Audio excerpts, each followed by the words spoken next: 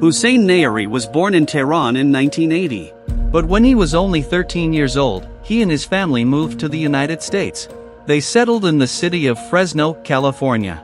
Hossein also went to school there and grew up. He wasn't exactly a well-behaved kid growing up. Either he would get into a fight with someone, beat up his classmates, or cause some kind of trouble at school.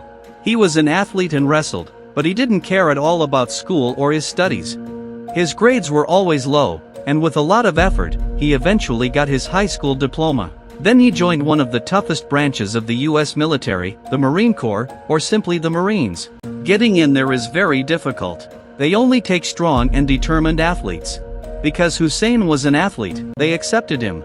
But even there, he couldn't be disciplined. Instead of following the rules, he was just looking to have fun and use marijuana, which is why they kicked him out. After being kicked out, he packed up his things and left Fresno for Newport Beach in Southern California. There, he looked for work and a new life, but no matter how much he worked, he spent everything he made. He simply couldn't save money or become wealthy. At the age of 24, he met a girl named Courtney Green. Courtney was only 16 at the time, but she didn't tell Hossein her real age because she knew that if he found out, he might end their relationship. In the US, someone who has a relationship with a person under 18 is considered a pedophile. The two remained friends until Courtney turned 18. At that point, she decided to introduce Hossein to her parents, but her family didn't like him. They said he didn't seem like a good person. Courtney seemed to accept it, but in reality, she was still in contact with Hossein. During this same period, Hossein got into the business of selling marijuana. At the time, marijuana was still illegal in California. Hossein got the drugs from a dealer named Michael and made good money from it. Until one of Hossein's accomplices told him, "Did you know Michael has $1 million in cash hidden in the desert?" Hossein went and bought a powerful GPS tracker that could be attached under a car, and installed 2 cameras in front of Michael's house to monitor his comings and goings. He followed Michael for months but couldn't find any clue about the money. In October 2012, Hossein finally lost his patience. One day, he ambushed Michael outside his house. When Michael came out, he forced him into a car, tied his hands and feet, and took him toward the Mojave Desert. On the way, he asked him, "Where's the money? Tell me." But Michael kept saying, "I don't have any money." And he really didn't. Hossein's accomplice had lied to him. Michael only went to the desert to make drug deals, not because he had money hidden there.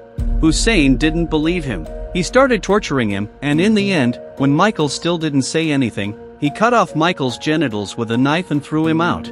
After that, Hossein regretted what he had done and became scared, so he quickly bought a ticket and fled to Iran. Michael somehow made it to the side of the road, where a passing car found and rescued him. Because he survived, he was able to tell the police what had happened. But Hossein was already in Iran, and the police couldn't get to him. The police went after his girlfriend, Courtney, who was now a lawyer.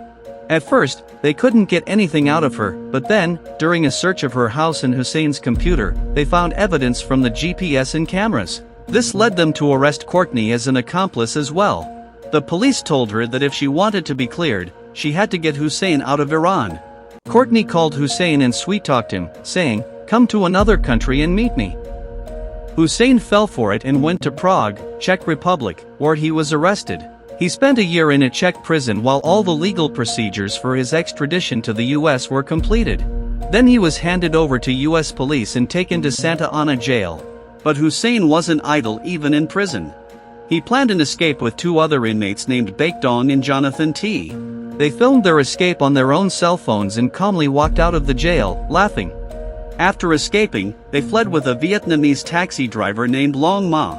But after a few hours, Baekdong felt guilty and returned to the jail with the taxi driver. Hossein and Jonathan stayed behind and escaped again. A few days later, in San Francisco, Hossein went shopping when a homeless man who had seen his picture in the newspaper called the police. The police immediately showed up and arrested him. After that, Hossein was sentenced to 4 life sentences.